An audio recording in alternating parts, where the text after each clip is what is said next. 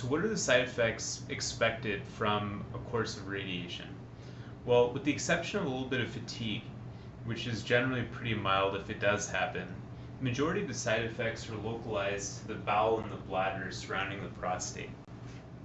In the short term, the patient might experience a little bit of irritation or inflammation of the bowel and the bladder. So they might need to go to the restroom a little bit more often.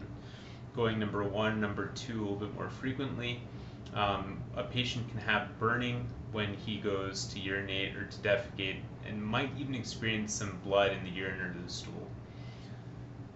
Given the small bowel being above the prostate, if the small bowel gets a little bit of dose, abdominal cramping, nausea, or vomiting are also possible, as well as diarrhea.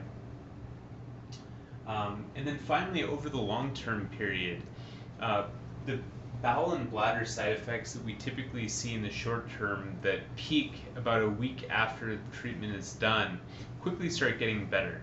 In the vast majority of patients, those side effects will come back down either to a patient's baseline or very close to the baseline. In a minority of patients, bowel and bladder habits might feel a little bit more different than what they felt like at baseline, but still not very bothersome.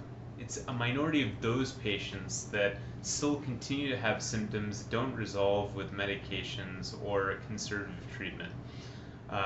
Something on the order of 1 to 2% of patients might need some type of surgical procedure to alleviate symptoms they're having with their bowel or their bladder after radiation treatment has finished.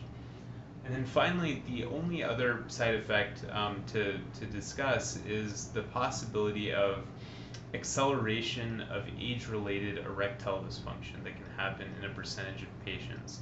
If it does happen, it's typically something that happens over the course of many years.